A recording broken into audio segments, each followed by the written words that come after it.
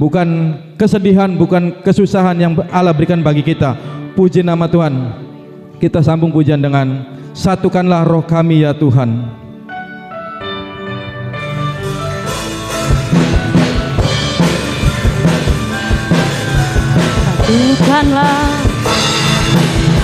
Satukanlah roh kami ya Tuhan,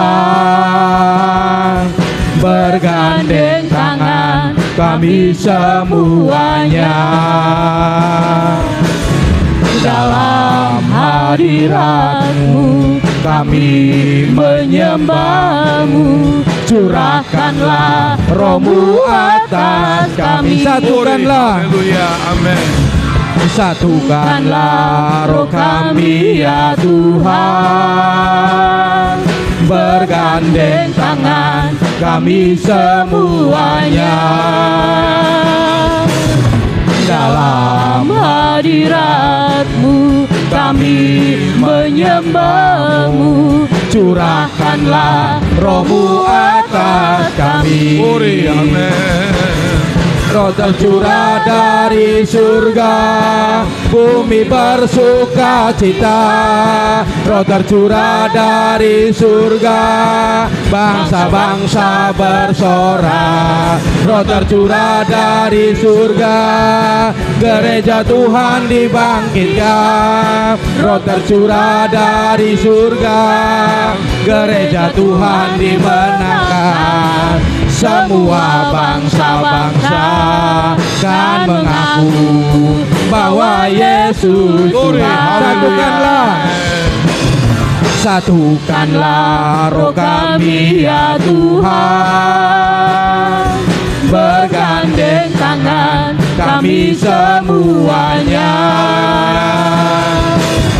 dalam hadirat-Mu, kami menyembah-Mu. Curahkanlah roh-Mu atas. Satukanlah roh kami ya Tuhan, bergandeng tangan kami semuanya dalam hadirat-Mu, kami menyembah-Mu. Curahkanlah roh-Mu atas kami. Roh tercurah dari surga, bumi bersuka cita. Roh tercurah dari surga, bangsa-bangsa bersorak. Roh tercurah dari surga, gereja Tuhan dibangkitkan. Roh tercurah dari surga, gereja Tuhan dimenangkan. Semua bangsa-bangsa kan mengaku bahwa Yesus Tuhan. Roh tercurah dari surga, bumi bersuka cita. Roh tercurah dari surga, bangsa-bangsa bersorak. Roh tercurah dari surga, gereja Tuhan dibangkitkan. Roh tercurah dari surga, gereja Tuhan dimenangkan. Semua bangsa-bangsa kan mengaku bahwa Yesus Tuhan. Roh tercurah, roh tercurah dari surga, bumi bersuka cita. Roh tercurah dari surga, bangsa-bangsa bersorak. Roh tercurah dari surga, gereja Tuhan dibangkitkan. Roh tercurah dari surga, gereja Tuhan dimenangkan. Semua bangsa-bangsa kan mengaku bahwa Yesus Tuhan. Semua bangsa-bangsa kan mengaku bahwa Yesus Tuhan. Haleluya. Glory, haleluya. Amin. Puji nama Tuhan. Sungguh benar, pada akhir-akhir ini ada banyak berita tentang kebenaran Tuhan dibukakan, disingkapkan lewat YouTube, lewat media sosial. Sungguh benar, banyak jiwa-jiwa dimenangkan karena firman Tuhan ada di mana-mana sekarang. Puji nama Tuhan. Kita bangkit berdiri saudara, kita sambung pujian. Biar bumi akan berlalu, tapi firman Tuhan ada terus bagi kita.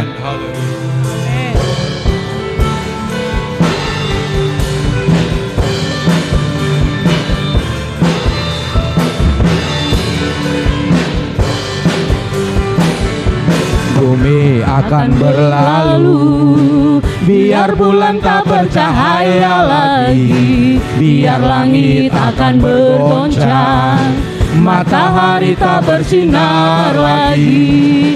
Tetapi Tuhan Yesusku tak pernah ingkar janji, semua yang difirmankannya pasti akan digenapi.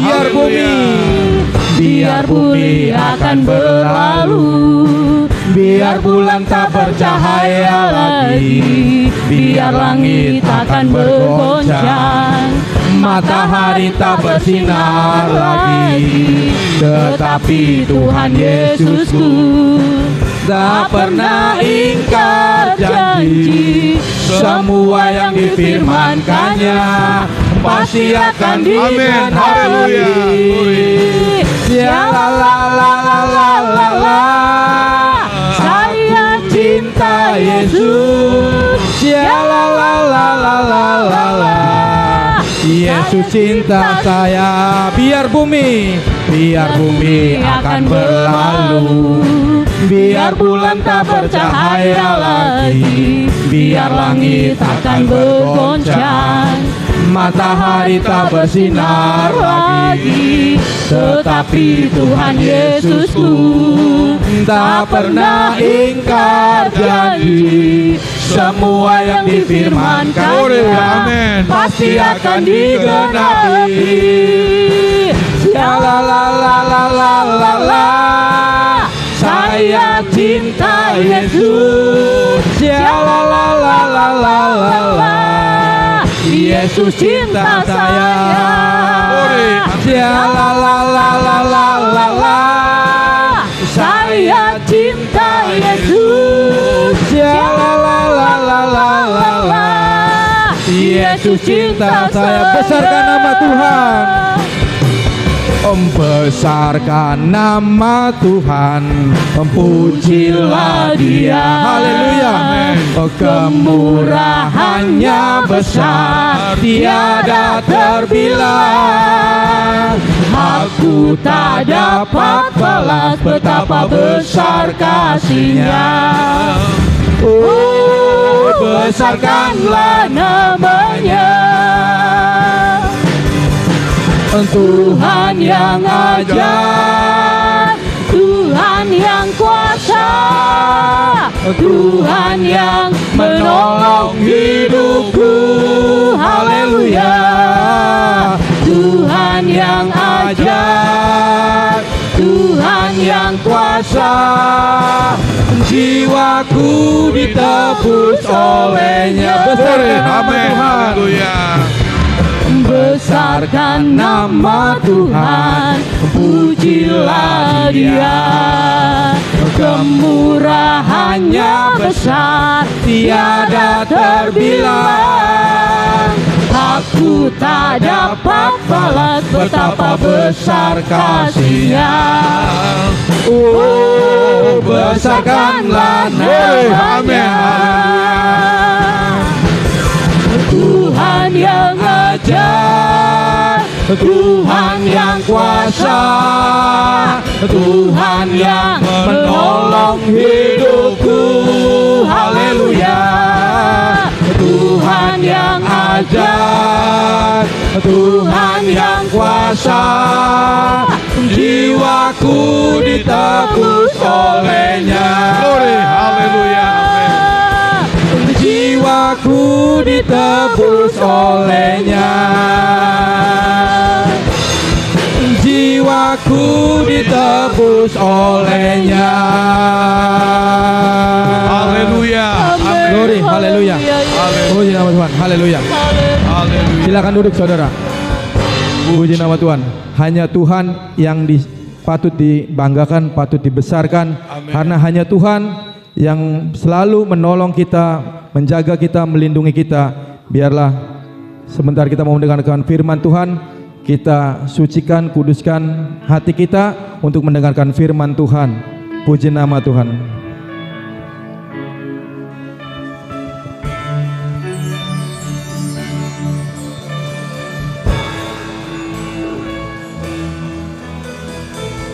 Haleluya.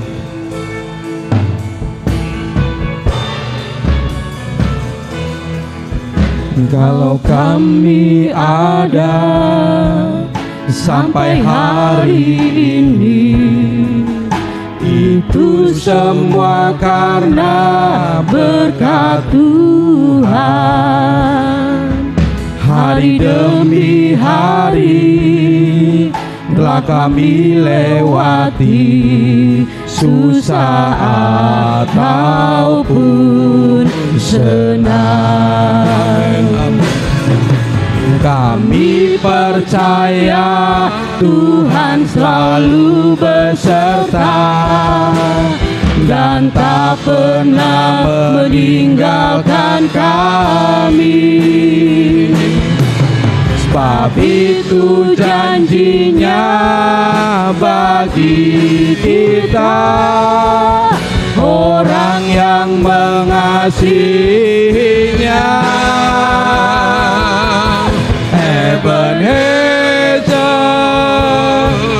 Ebenezer, sampai di sini Tuhan sudah menolong. Ebenezer, Ebenezer, Tuhan pasti menolong. Mari kita bangkit berdiri saudara. Kalau kami ada sampai hari ini, itu semua karena berkat Tuhan. Hari demi hari telah kami lewati, susah ataupun senang. Kami percaya Tuhan selalu beserta dan tak pernah meninggalkan kami. Amin. Haleluya. Sebab itu janjinya bagi kita, orang yang mengasihinya. Ebenezer, Ebenezer, sampai di sini Tuhan sudah menolong. Ebenezer, Ebenezer, Tuhan pasti menolong. Kalau kami ada sampai hari ini, itu semua pernah berkat Tuhan. Dari demi hari telah kami lewati, susah ataupun senang. Kami percaya Tuhan selalu beserta dan tak pernah meninggalkan kami. Sebab itu janjinya bagi kita, orang yang mengasihinya. Oh, haleluya, glory, amin. Ebenezer, Ebenezer, sampai di sini Tuhan sudah menolong. Ebenezer, Ebenezer, Tuhan pasti Haleluya, glory, amin. Ebenezer,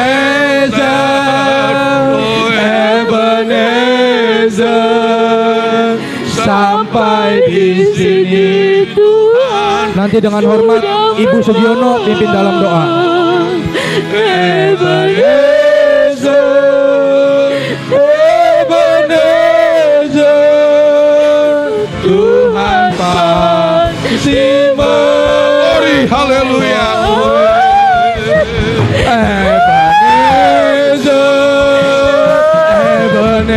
Ebenezer, sampai di sini Tuhan sudah menolong. Ebenezer,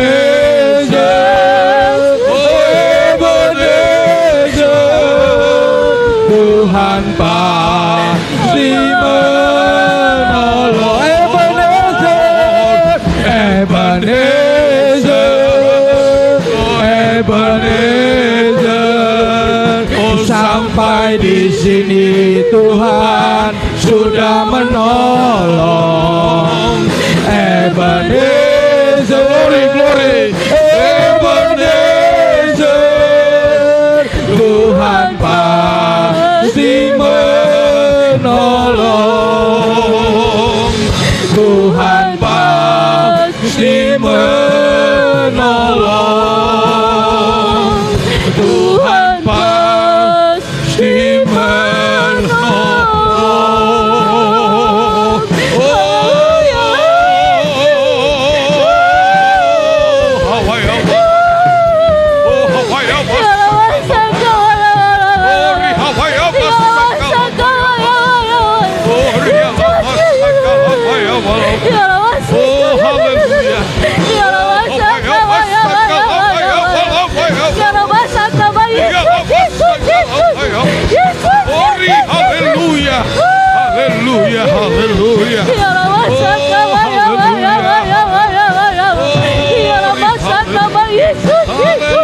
Haleluya, haleluya.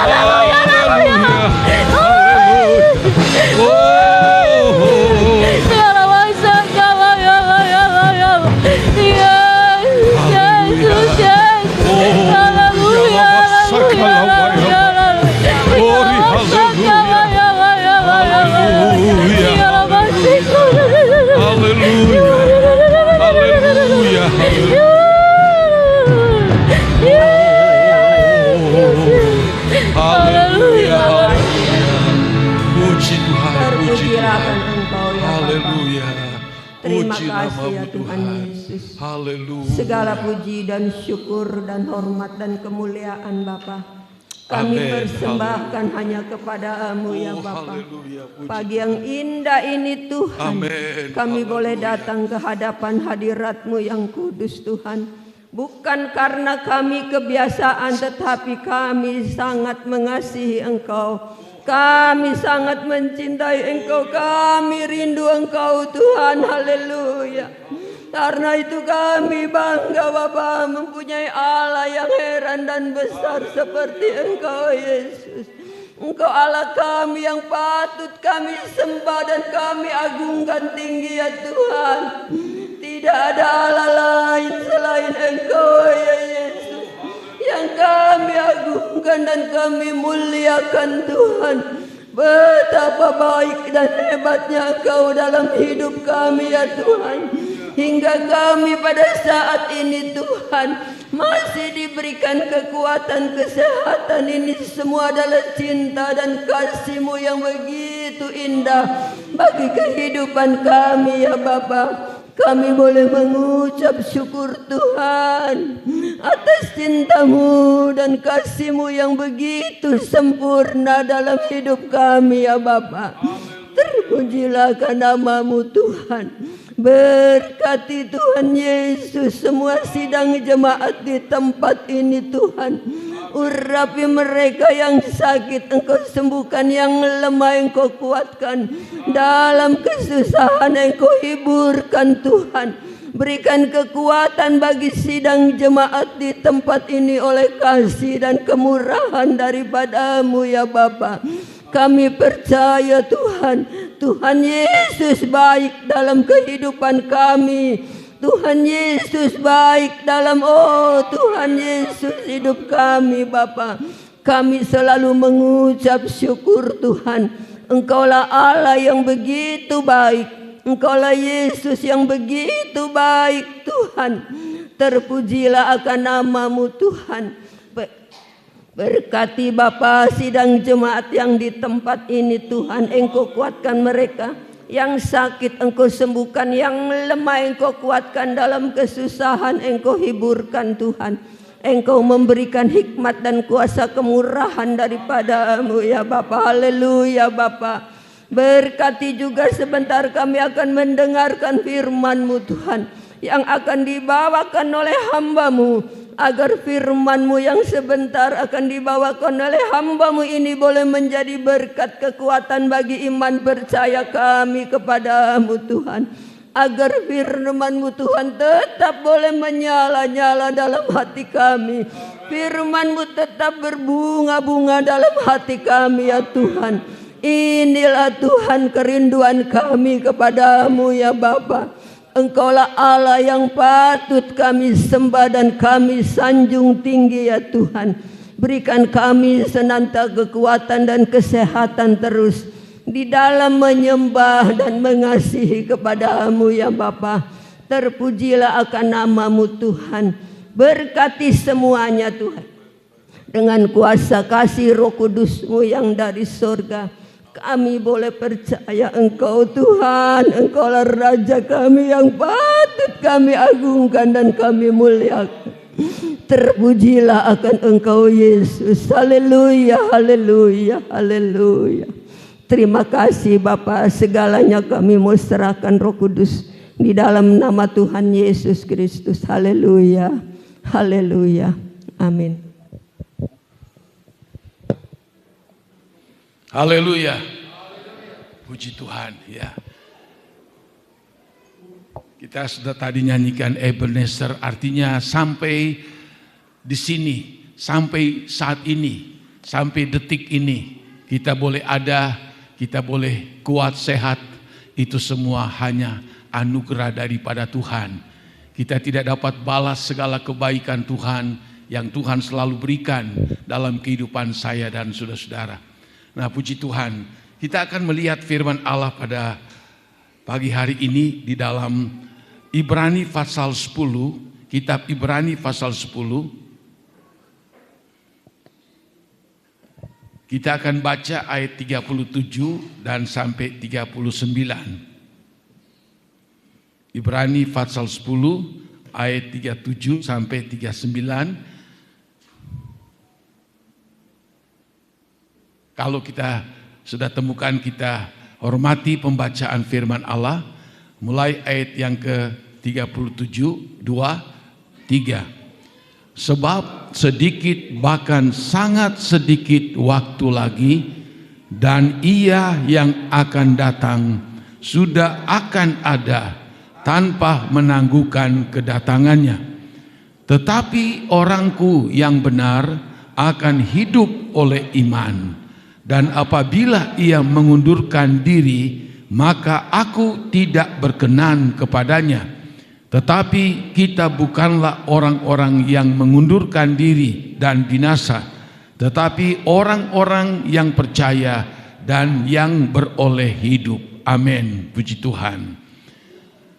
Kita baca ayat ini berbicara tentang kedatangan Tuhan yang sudah sangat dekat, dikatakan sudah dia akan datang, sudah akan ada dan tanpa menangguhkan kedatangannya.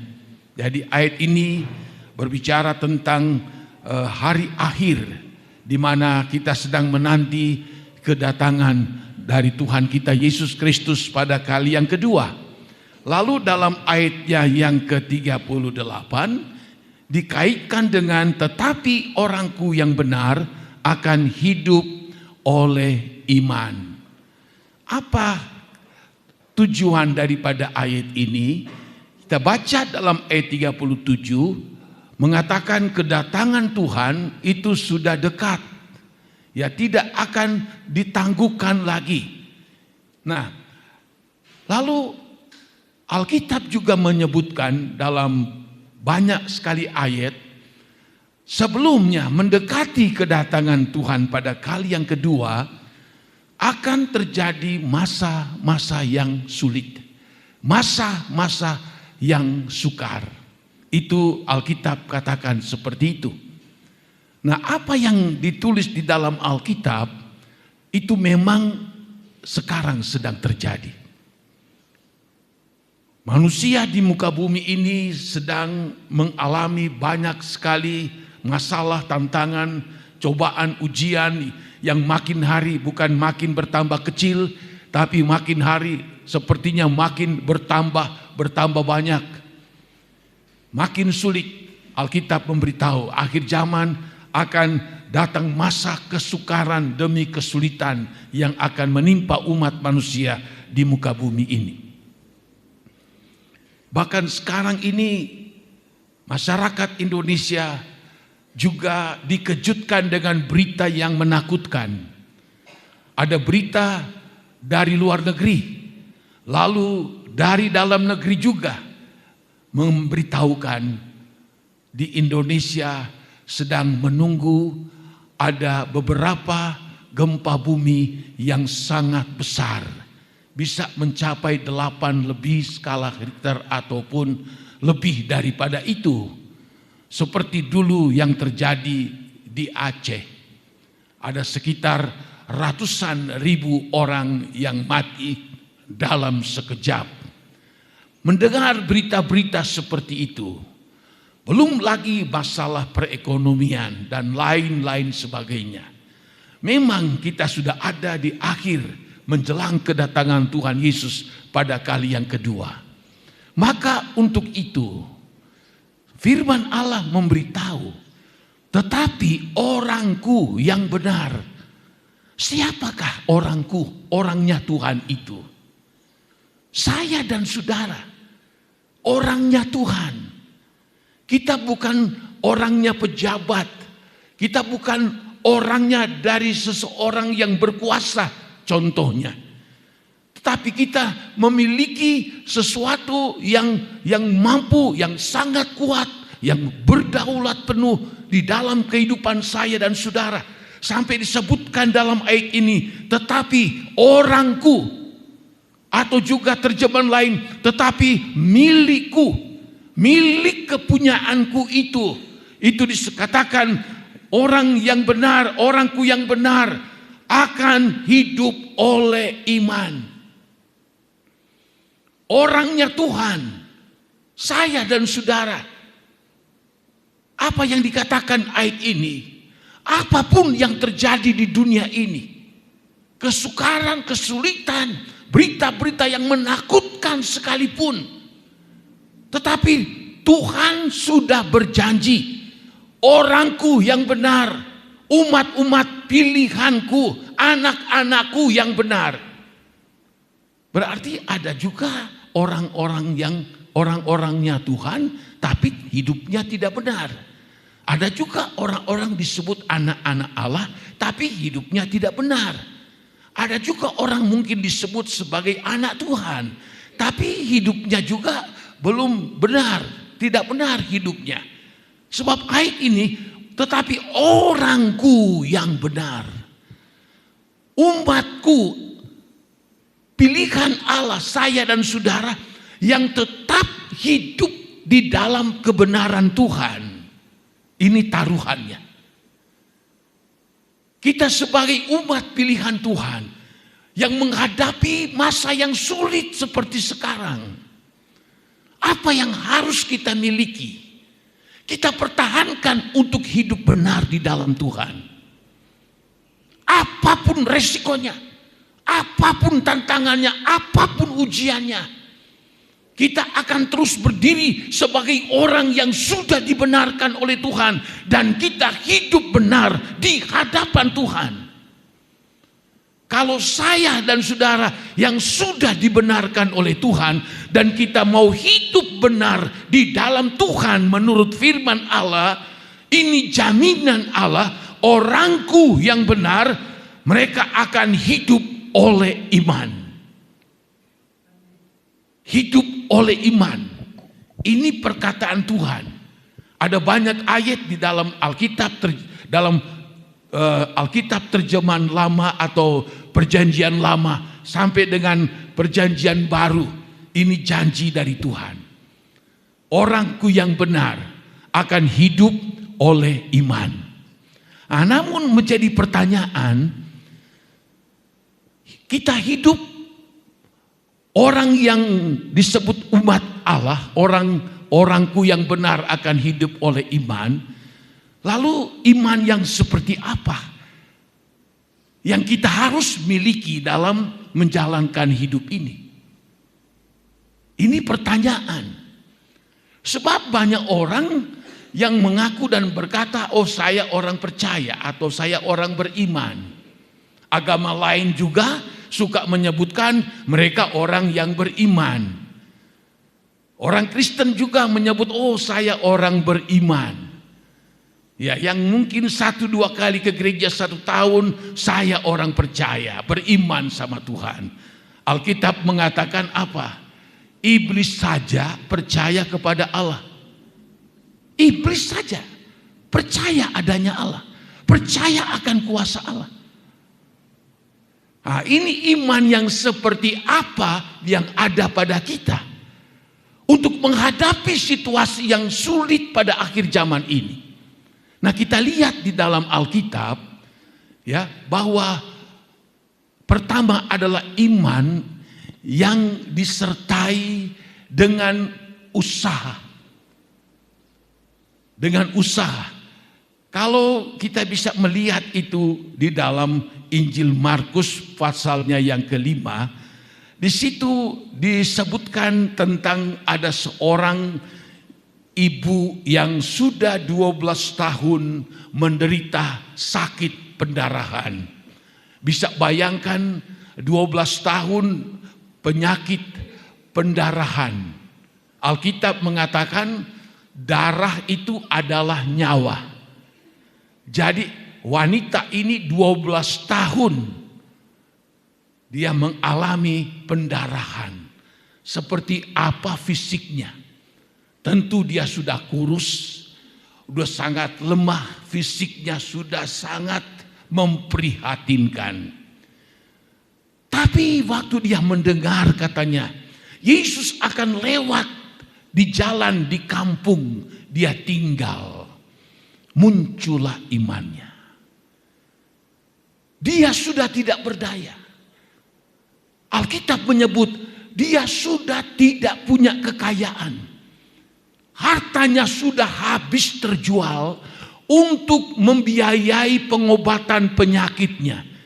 Tapi Alkitab katakan hartanya sudah habis, tapi penyakitnya tidak kunjung sembuh, malah makin parah. Alkitab katakan sudah tidak berdaya, sudah tidak punya apa-apa, ditambah penyakit yang mematikan ini.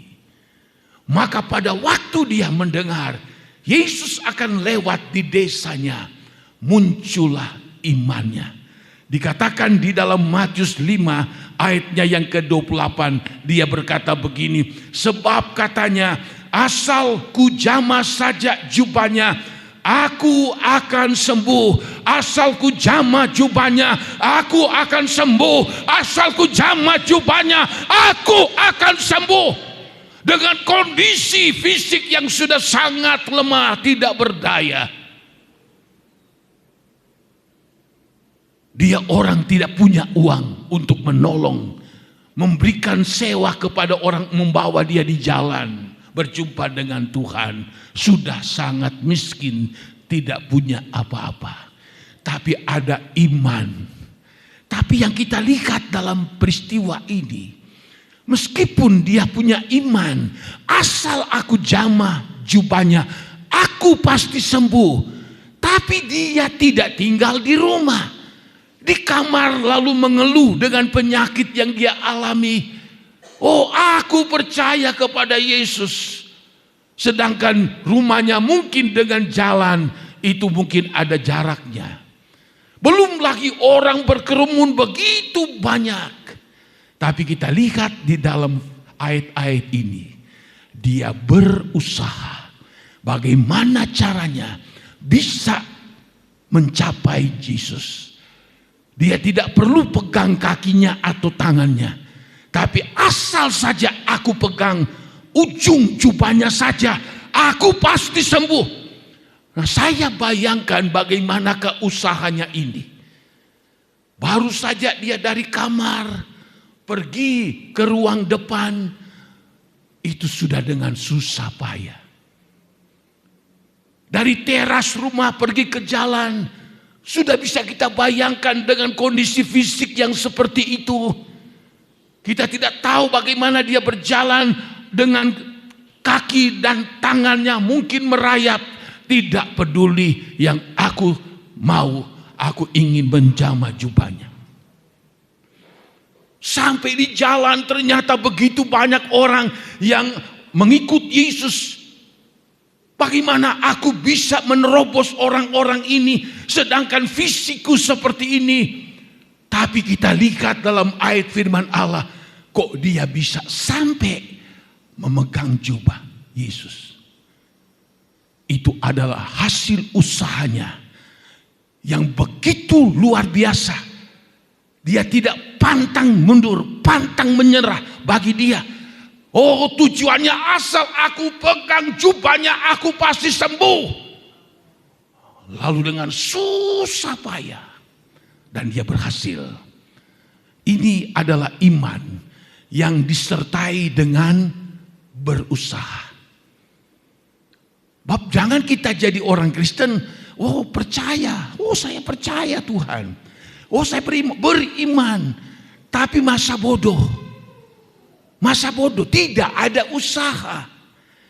Bagaimana Tuhan akan memberkati kita kalau kita malas, kalau kita masa bodoh? Bagaimana berkat Allah mengalir jikalau kita tidak ada usaha? Usaha, apakah itu usaha yang kecil, usaha yang mungkin menengah, atau ada usaha yang mungkin lebih besar? Yang penting ada usaha daripada kita. Sebab kalau tidak ada usaha, berarti tidak ada jalur untuk dapat memberkati. Tapi kalau ada usaha, dari usaha itu ditambah dengan iman kita kepada Tuhan, maka berkat Allah itu disalurkan kepada mereka yang berusaha. Bahkan di dalam Amsal di situ dikatakan, hai orang bodoh dan malas, belajarlah kepada semut. Waktu musim panas, mereka mengumpulkan makanan, sebab pada waktu musim hujan, mereka akan masuk di liang tanah dan hanya tinggal makan. Kalau mereka keluar banjir, mereka akan dihanyutkan oleh banjir dan mereka akan mati. Itulah gambaran dari firman Allah mengatakan, orang yang rajin pasti diberkati. Tangan yang rajin itu juga diberkati. Wah, saya punya usaha kecil, tidak masalah. Modal saya tidak seberapa, cuma seperti ini modal saya, tidak apa-apa.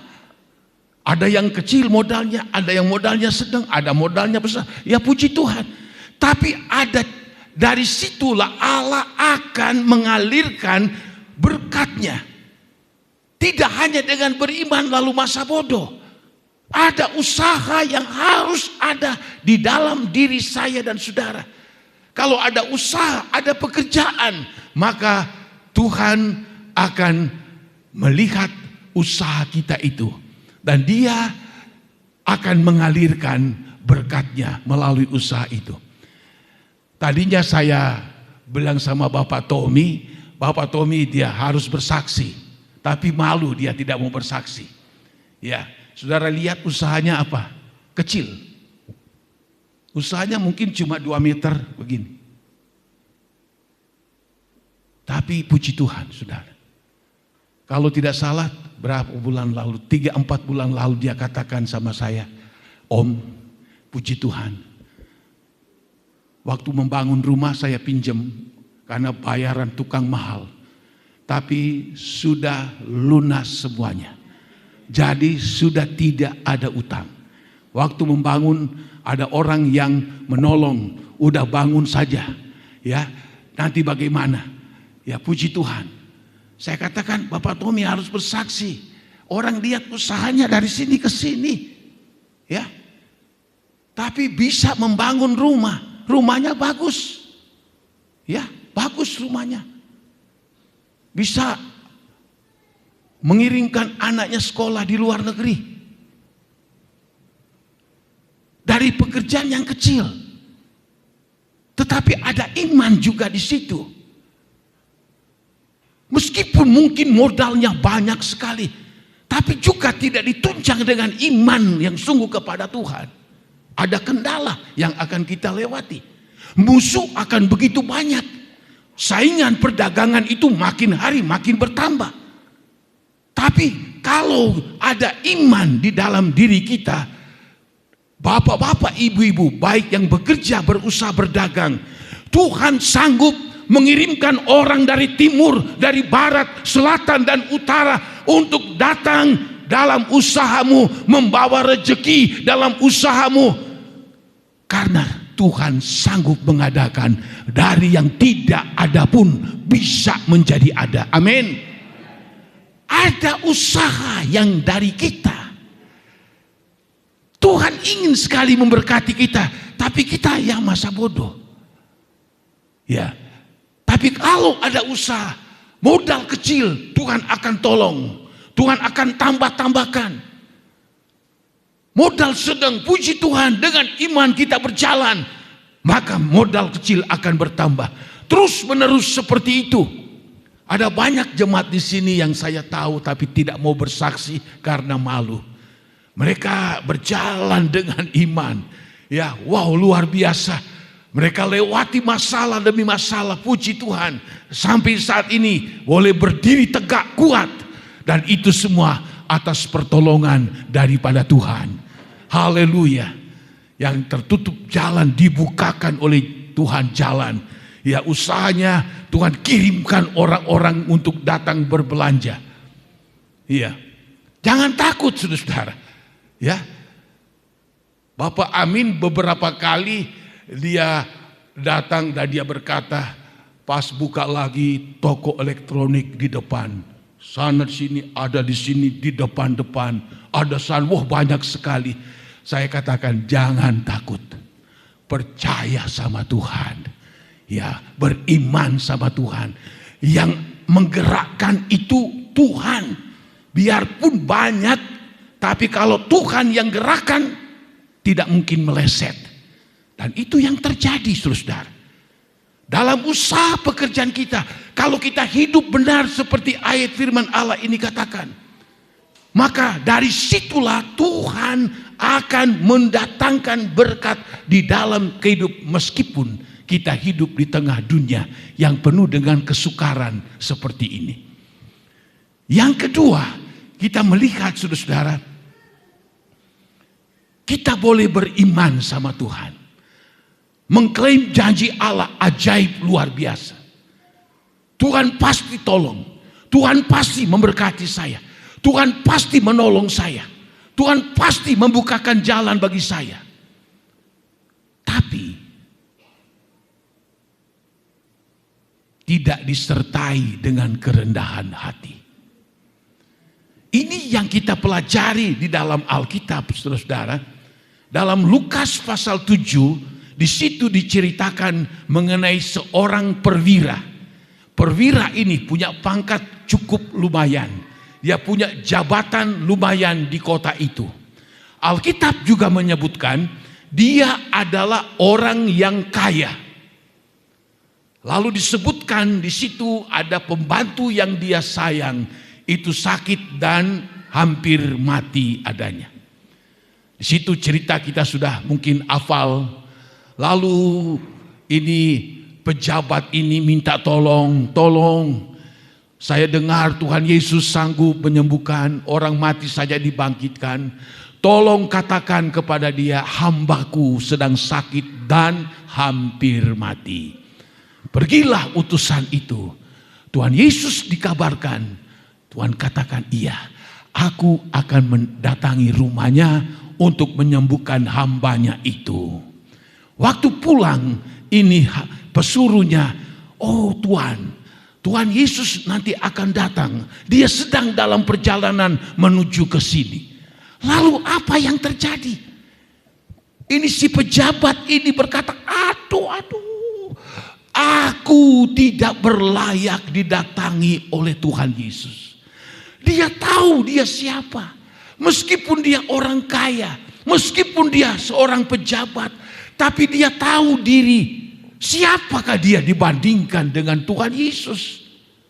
Sehingga dia berkata begini, tolong katakan kepada Tuhan Yesus, katakan sepatah kata saja, maka aku yakin hambaku ini akan sembuh. Karena apa? Aku seorang pejabat, aku punya pembantu, punya prajurit. Aku katakan pergi, mereka pergi ke sana, mereka akan ke sana. Begitulah juga engkau katakan kepada Tuhan Yesus. Katakan sepatah kata saja. Katakan sepatah kata saja. Sepatah kata bagi si pejabat ini itu sangat berarti, sebab dia tahu sepatah kata dari Tuhan Yesus itu penuh dengan mujizat. Haleluya. Ribuan kata dari orang lain itu tidak ada mujizat, tapi sepatah kata dari Tuhan Yesus Kristus pasti ada mujizat, pasti ada berkat di dalamnya. Itu keyakinan iman dari si pejabat ini. Waktu diberitahukan kepada Tuhan, Tuhan kaget luar biasa, takjub. Aku tidak pernah mendapatkan iman seperti ini di antara orang-orang Israel umatku. Meskipun dia orang Romawi, tapi imannya begitu hebat. Dan disertai dengan apa? Kerendahan hati. Itu yang menyenangkan hati daripada Tuhan. Karena Tuhan berkata apa? Belajarlah kepadaku. Karena aku lemah lembut dan rendah hati adanya. Di dalam Alkitab kita banyak melihat Amsal 16 ayat 18. Orang yang congkak itu akan nanti hancur. Orang yang tinggi hati itu akan jatuh. Alkitab katakan seperti itu. Mudah sekali seseorang itu bisa menjadi sombong. Mungkin karena dia merasa sudah ditolong. Mungkin dia merasa sudah diberkati oleh Tuhan. Mungkin dia merasa dia memiliki segalanya. Lalu dia memiliki sifat yang tidak rendah hati, tetapi sombong. Nah, Alkitab mengatakan orang yang congkak dan sombong itu nanti akan hancur. Nanti dia akan jatuh. Bahkan di dalam Alkitab juga dalam Amsal 18 ayatnya yang ke-12, Amsal 16 ayat 18, dan banyak lagi. Yakobus 5 ayatnya yang ke-6. Tuhan mengasihi orang yang rendah hati, tetapi Tuhan menantang orang yang congkak. Di dalam 1 Petrus 5 ayat 5 dan seterusnya, dia mengasihi orang yang rendah hati, tapi dia menentang orang yang sombong. Perwira pejabat ini, dia punya iman, lalu ditunjang dengan kerendahan hati. Ini juga yang perlu saya dan saudara miliki. Oh, saya punya iman. Oh, saya percaya, saya orang Kristen bahkan sejak kecil. Tapi sobute beli kira-kira. Ini sulit untuk Tuhan adakan mujizat di dalam kehidupannya. Tuhan mencari orang yang rendah hati. Bahkan dalam kitab Amsal itu, saudara, itu disebutkan bahwa ganjaran daripada orang yang rendah hati. Apa? Ganjaran orang yang rendah hati, mereka akan mendapatkan kehormatan. Mereka akan mendapatkan kekayaan. Mereka akan mendapatkan kehidupan. Luar biasa. Orang yang rendah hati. Ganjarannya apa? Ada kehormatan. Orang akan salut sama kita. Wong sugih ya, tapi adem banget. Wong sugih tapi rendah hati, beli sobut. Orang menghormati. Malah ada yang nembeke setitik kaya, setitik sugih, sobutnya beli kejagan. Ini banyak yang seperti itu. Tuhan tidak suka. Ada khotbah saya dengar beberapa waktu lalu. Orang sombong dibenci oleh orang, bahkan dibenci oleh Allah. Tapi aneh, ake wong sing sobut. Tuhan akan memberikan upah kepada mereka yang rendah hati akan kehormatan. Lalu kedua apa? Kekayaan. Tuhan kasih kekayaan orang yang rendah hati. Kita makin diberkati seperti ilmu padi. Padi makin berisi, dia makin nunduk. Kalau lalang tidak berisi, dia naik terus. Sebab tidak ada isinya. Ilmu padi. Makin diberkati, makin merendahkan diri. Makin diberkati, makin merendahkan diri. Ini yang Tuhan senang, Tuhan suka. Ya, Dia akan memberikan ganjaran kekayaan dan kehormatan dan juga kehidupan. Ini 3 jaminan yang Allah sediakan bagi mereka yang mengasihi dan mereka yang merendahkan diri di hadapan Tuhan. Betapa pentingnya. Lalu yang kita lihat lagi saudara, yang ketiga, kita boleh berkata saya beriman, saya percaya kepada Tuhan. Tetapi itu belumlah cukup. Apa yang perlu untuk kita miliki dalam hidup ini? Yaitu ketaatan. Ini cerita ini tertulis di dalam kitab Raja-Raja pasalnya yang ke-17. Kitab Raja-Raja pasal 1 Raja-Raja pasal yang ke-17. Di situ diceritakan mengenai seorang yang bernama Nabi Elia. Terjadi panas 3,5 tahun di Israel. Lalu Tuhan bawa ke sungai Kerit.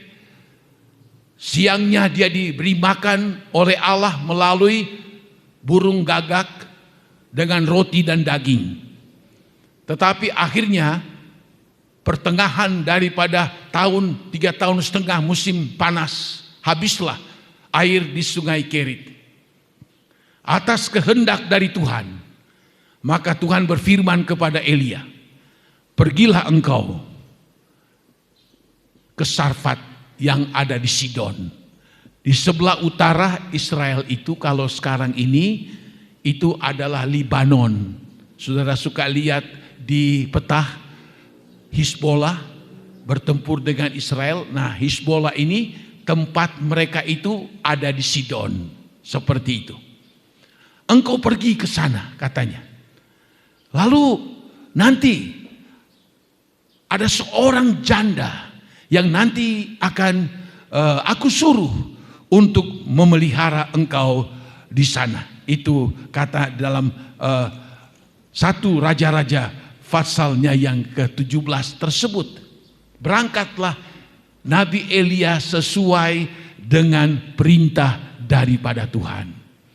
Waktu dia sampai di Sarfat, betul dia jumpai seorang ibu janda beserta seorang anak sedang memungut kayu. Lalu Elia menghampiri ibu ini dan berkata kepada ibu ini, janda ini, tolong berikanlah aku air. Si janda ini dia pergi ke tempatnya, dia bawa air untuk diminum oleh Elia yang sudah haus. Setelah dikasih minum, lalu Elia berkata kepada si janda ini, berilah aku roti. Ya, kalau kita lihat di dalam 1 Raja-Raja 17 ini, di dalam ayatnya yang ke 13 atau ayat 12 mulai. Perempuan itu menjawab, demikian Tuhan Allahmu yang hidup, sesungguhnya tidak ada roti padaku sedikit pun, kecuali segenggam tepung dalam tempayan dan sedikit minyak dalam buli-buli. Dan sekarang aku sedang mengumpulkan 2-3 potong kayu api. Kemudian aku mau pulang dan mengolahnya bagiku dan bagi anakku. Dan setelah kami memakannya, maka kami akan mati. Kasihan ini ibu janda. Roti segenggam, minyak yang sedikit dibuli-buli, itulah minyak terakhir. Tepung dan minyak terakhir daripada ibu janda ini. Sedangkan masih lama musim kering, musim panas itu. Lalu Elia berkata kepadanya, janganlah takut, pulanglah, buatlah seperti yang kau katakan. Tetapi buatlah lebih dahulu bagiku sepotong roti bundar kecil daripadanya, dan bawalah kepadaku. Kemudian barulah kau buat bagimu dan bagi anakmu. Ayat 14 ini kuncinya. Sebab beginilah firman Tuhan Allah Israel, tepung dalam tempayan itu tidak akan habis, dan minyak dalam buli-buli itu pun tidak akan berkurang, sampai pada waktu Tuhan memberi hujan ke atas muka bumi ini. Dia baru bertemu dengan Elia. Teka-teka jaluk minum. Baru dikasih minum, anak-anak baik, jaluk kayak roti. Secara manusia mungkin si ibu janda ini, apa-apaan si kakek tua ini, teka-teka beli kenal wonge, dipai nginum, jaluk roti. Logika pikir, waduh. Lalu apa yang dia tanamkan dengan apa yang dia katakan Elia dalam ayat yang ke-14? Nabi Elia berkata, beginilah firman Tuhan. Bukan dari dia. Beginilah firman Tuhan Allah Israel. Tepung dalam tempayan tidak akan habis, minyak dalam buli-buli tidak akan habis sampai kelak nanti musim menuai. Si perempuan janda ini tidak adu argumentasi. Dia kan tidak mengenal Allah Israel. Dia itu orang penyembah berhala di daerah Sidon, Sarfat itu. Tapi herannya, dia percaya. Dia percaya. Lalu dikatakan seterusnya, lalu dia pergi ke rumahnya. Lalu dia buat lebih dulu semua tepung yang ada, minyak yang ada untuk Elia ini. Saya yakin sekali waktu dia ambil tepung, ambil minyak, aduh, ini untuk terakhir kali. Ya, dan kalau kami makan pun kami tinggal menunggu kematian. Tapi enak banget. Kok ini tamu ini beli kenal tapi kok bisa jaluk roti. Tapi yang dia pegang ini, demikianlah firman Tuhan. Tepung yang ada tidak akan habis, minyak yang ada tidak akan habis. Demikianlah firman Allah sampai musim nanti akan menuai. Ini yang dia pegang. Logika manusia tidak masuk akal. Dia bukan orang Israel. Dia bukan percaya kepada Tuhan. Tapi toh dia bisa percaya dan mentaati apa yang dikatakan oleh Nabi Elia ini. Jadi kita lihat, iman harus diikut sertakan dengan ketaatan. Kita punya iman sebesar gunung sekalipun, tetapi kita tidak mau taat akan firman Tuhan, itu akan menjadi percuma, hanya membuang-buang waktu, membuang tenaga. Kita tidak akan melihat pertolongan, mujizat dari Allah. Ini penting, ketaatan, kepatuhan akan perkataan Tuhan, akan firman daripada Tuhan.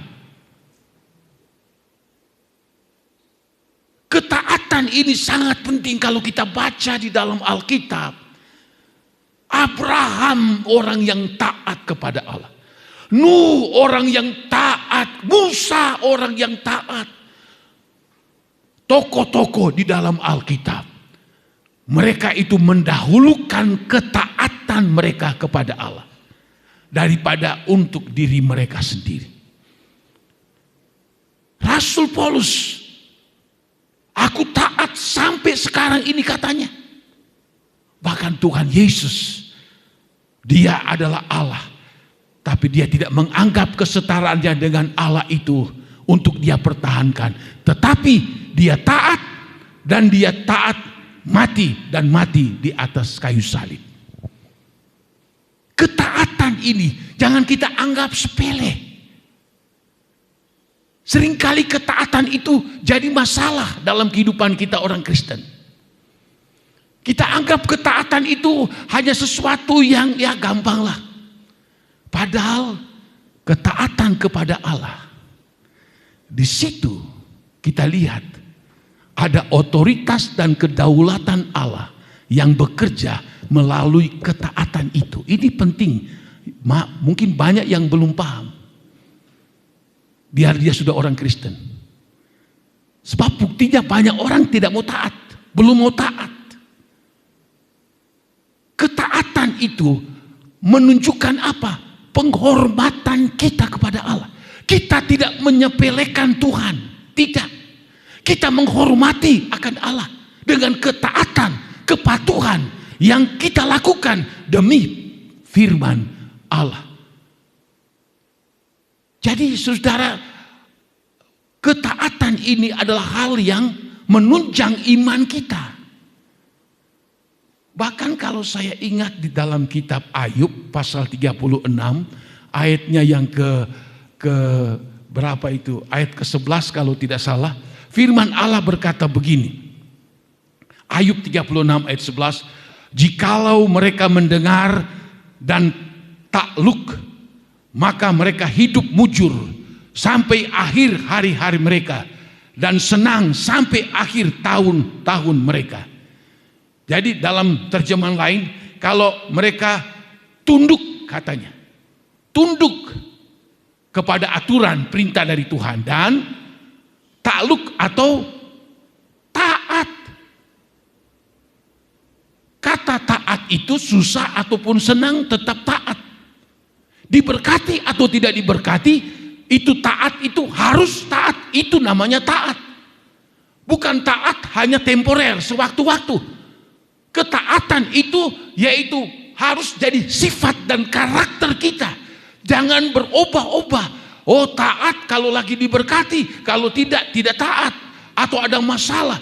Oh, jangan. Ketaatan itu harga mati. Apa sebab? Firman Allah katakan, jikalau kita tunduk kepada Allah, kalau kita taat kepada Allah, maka dikatakan mereka akan hidup mujur. Siapa yang tidak suka hidup mujur?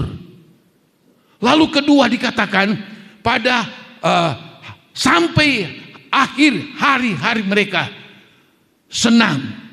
Siapa yang tidak suka hidup senang sampai akhir?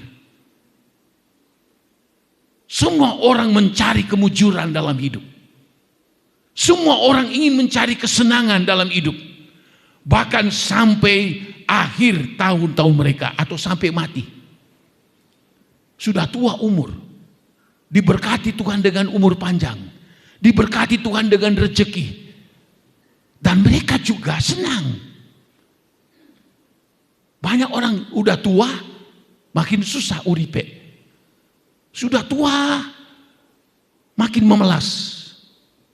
Saya katakan kepada istri saya berkomitmen, saya pegang ini sampai saya tua, sampai kapanpun saya akan tetap hidup taat sama Tuhan. Sebab saya tidak mau nanti umur saya udah tua, lalu duduk mujur, duduk senang, tetapi uripe memelas, uripe akhirnya tidak bisa buat apa-apa lagi, harus jaluk. Tidak. Maka itu sebabnya saya bertekad untuk tetap taat dan taat sama Tuhan. Sebab firman Allah sudah janji, kalau kita takluk sama Allah, tunduk sama Allah, kalau kita mau taat sama Tuhan, maka hidup kita mujur. Firman Allah katakan, hidup kita senang sampai akhir, sampai tua. Sampai kita mati menutup mata. Wow, enak sekali urip seperti itu.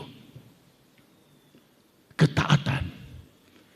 Ini ketaatan akan firman sedang digerus oleh pengajar-pengajar yang tidak benar. Oleh ajaran nabi palsu, pendeta-pendeta palsu yang muncul di YouTube begitu banyak sekali. Kebenaran firman Allah itu dikatakan tidak usah lakukan ini, tidak usah lakukan itu. Oh, mereka menggerus ketaatan supaya tidak mau taat dalam melakukan firman Allah, tidak mau taat akan Tuhan, akan perintah-perintah dari Tuhan. Memang sekarang kita sudah ada di akhir zaman. Iblis akan memakai nabi-nabi palsu, guru-guru palsu, pendeta-pendeta palsu, meskipun mereka bawa Alkitab sekalipun, tapi mereka dirasuk oleh setan, mengajarkan supaya ajaran-ajaran firman Allah itu ditiadakan, tidak dilakukan, dan banyak orang Kristen terpengaruh dengan ajaran-ajaran seperti ini, supaya iblis mau tidak akan masuk surga, tidak akan diberkati oleh Tuhan. Ini masalah yang sedang terjadi sekarang ini, saudara. Itu ada beberapa pengajar pendeta yang mengajarkan ini lagi booming. Ya mungkin saudara juga lihat di YouTube atau di mana. Nggak usah kasih perpuluhan. Perpuluhan ini begini begitu. Oh, banyak sekali. Padahal Tuhan berjanji, kalau kamu memberikan perpuluhan, maka langit di surga dibukakan untuk memberkati kamu sampai berkelimpahan. Tapi pengajar-pengajar ini mengajarkan tidak usah. Apa intinya? Intinya tidak usah lakukan supaya kita tidak diberkati oleh Tuhan, supaya kita tidak menikmati janji-janji Tuhan, supaya kita hidup susah, hidup melawan, memberontak sama Tuhan, dan kita sendiri kecewa nanti dan kita tidak diselamatkan. Itu ajaran iblis melalui banyak pengajar palsu pada akhir zaman ini. Ketaatan digerus oleh pengajar-pengajar yang palsu, memakai Alkitab sekalipun. Nah, saudara-saudara, kita ikuti firman Allah atau kita ikuti ajaran-ajaran yang menyesatkan ini. Tujuan mereka apa sih? Supaya tidak mau taat akan firman Tuhan itu. Tidak mau patuh akan firman Tuhan itu tujuan mereka. Sebab apa? Iblis tahu biar orang itu beriman, orang itu suka ke gereja, tapi kalau dia tidak taat, tidak bisa masuk surga. Yesus saja bisa taat, apalagi kita. Iblis sudah tahu. Berikan kepada mereka pengertian untuk tidak menjadi taat akan firman Allah, akan perintah-perintah Tuhan. Cukup itu. Maka kita akan sama-sama hidup di dalam api neraka yang kekal untuk selama-lamanya. Ini jadi booming. Kok heran sekali, saudara. Itu sebetulnya masalah perpuluhan ini tidak ada masalah sejak bertahun-tahun kemarin. Hanya muncul masalah, ada beberapa hamba Tuhan hidup di kota dengan jemaat yang ribuan banyaknya. Ada yang mengklaim 5.000, 10 ribuan. Jemaat banyak, hidup di kota besar. Perpuluhan mereka itu bukan lagi ratusan juta, miliaran setiap bulan.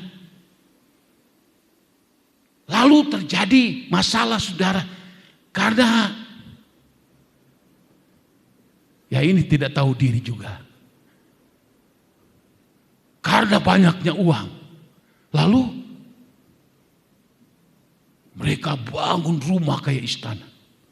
Mereka beli mobil miliaran, dipamerkan. Sekolahkan anak di luar negeri. Pokoknya serba hebat, serba hebat.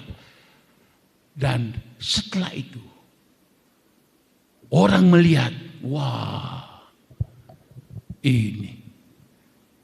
Lalu akhirnya dipermasalahkan. Istri pendeta saja bisa nenteng tas Hermes yang bisa ratusan juta bahkan miliaran. Tas Hermes. Pakaian mereka bukan lagi bilangan 1, 2, juga 5 juta. Puluhan juta sekali pakai. Ada pendeta jam tangannya berapa? Miliaran. Rolex.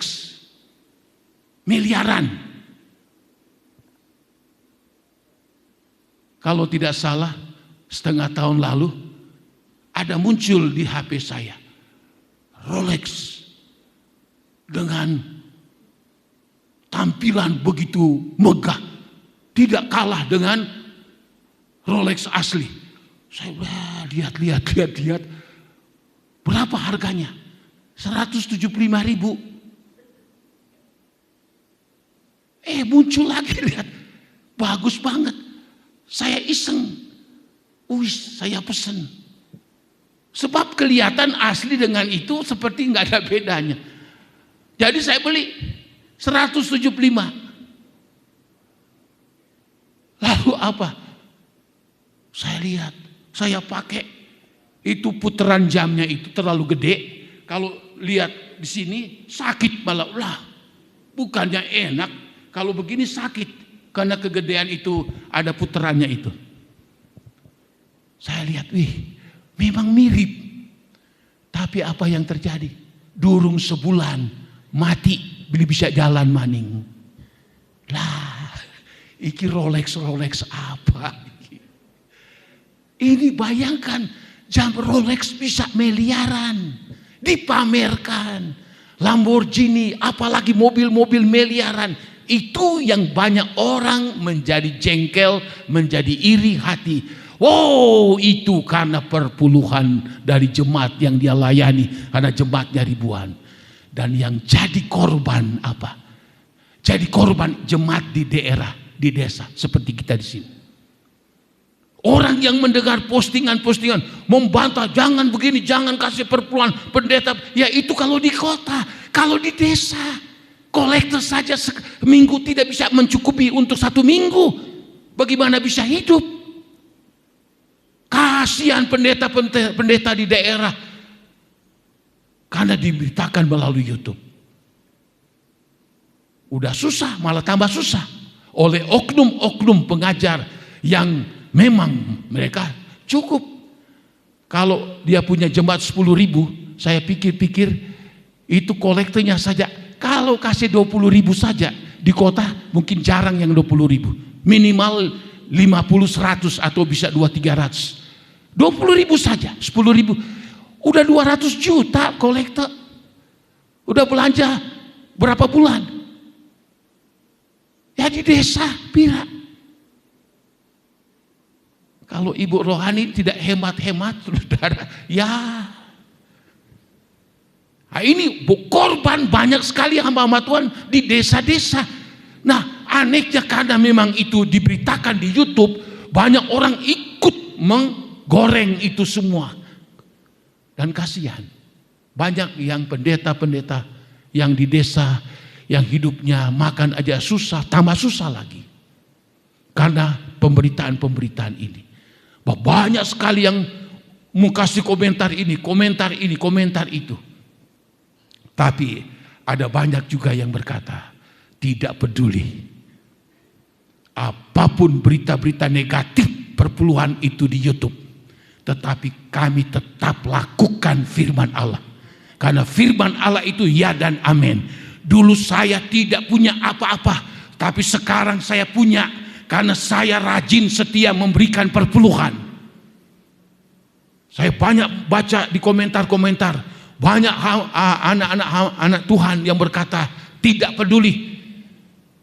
Justru kalau saya tidak memberi, saya tidak diberkati. Tapi kami rajin memberi, setia, taat memberi. Kami diberkati oleh Tuhan. Tidak peduli apa kata dari komentar-komentar yang tidak benar dari banyak orang, termasuk juga pendeta-pendeta. Bahkan ada juga pendeta terkenal mengatakan, buat apa penuh Roh Kudus? Wah, ini betul-betul sudah ngaco ini. Sedangkan Roh Kudus salah satu hal yang sangat dibutuhkan kita menghadapi akhir zaman ini. Maka itu sebabnya kita kembali kepada firman Tuhan. Orangku yang benar akan hidup oleh iman. Iman yang mana? Iman yang ada usaha, ada pekerjaan kita. Iman yang mana? Iman yang datang dengan rendah hati. Iman yang mana? Datang dalam ketaatan kepada Tuhan.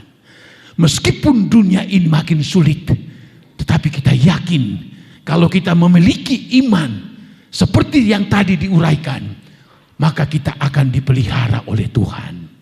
Maka hidup kita pasti dunia bergoncang sekalipun, dan yang tadi katakan, tapi janji Tuhan bagi saya dan saudara tetap kekal untuk selama-lamanya. Dia pasti membela orang-orangnya yang benar. Dia pasti menolong, dia pasti memberkati. Asalkan kita hidup menjadi orangnya Tuhan yang benar, yang betul-betul rendah hati, yang betul-betul kita bekerja berusaha, yang betul-betul kita mau taat. Apapun kata dunia, kita pasti dibela oleh Tuhan. Ada jaminan dari Tuhan. Ya, jaminan Allah itu tidak pernah berubah, dulu, kemarin, hari ini, sampai selama-lamanya. Tuhan memberkati kita sekalian. Kita masuk di dalam doa. Haleluya.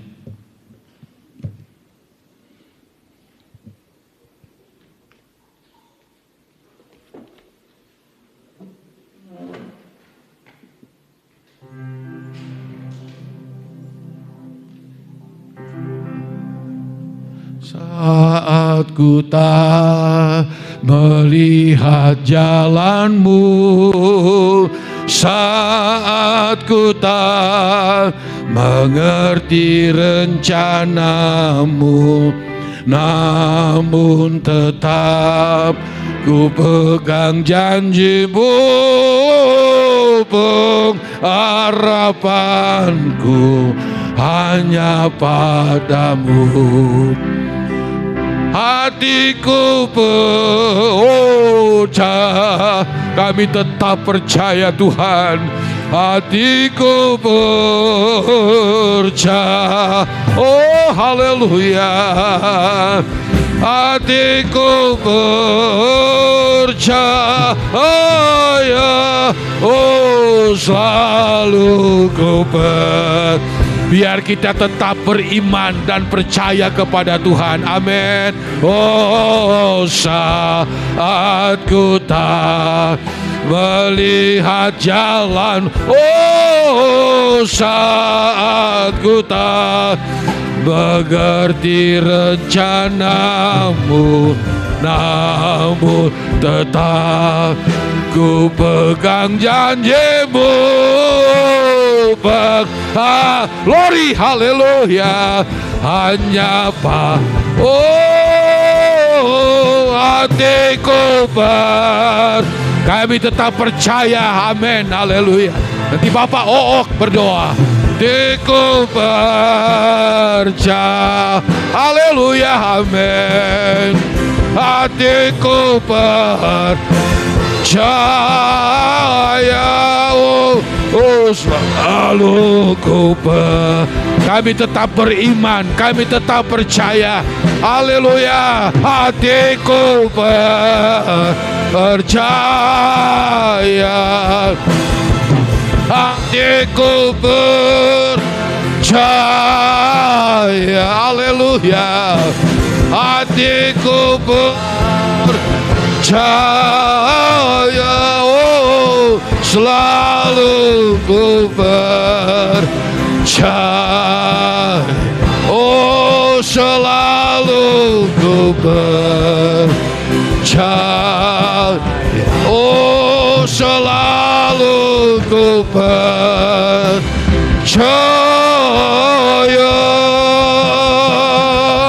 Oh, haleluya, haleluya, haleluya, haleluya, haleluya, haleluya, haleluya.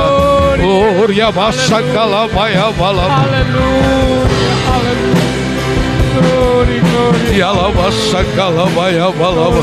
Oh, haleluya, haleluya, Kau sungguh baik. haleluya, haleluya. Haleluya, haleluya. Segala puji dan hormat serta kemuliaan hanya bagi-Mu Tuhan. Kami mengucap syukur Tuhan atas kasih-Mu yang begitu besar bagi kami Tuhan. Biarlah kami selalu taat dan taat, bahkan berpegang teguh di dalam ketetapan-ketetapan-Mu ya Tuhan. Ajar kami selalu merendahkan diri di hadapan-Mu ya Tuhan, mempersembahkan hidup kami kepada-Mu ya Tuhan. Kami percaya Tuhan, rancangan-Mu lah ya Tuhan yang teramat indah dalam hidup kami. Kami percaya Tuhan, rancangan-Mu selalu tepat di dalam kehidupan kami, tidak pernah lalai di dalam kehidupan kami.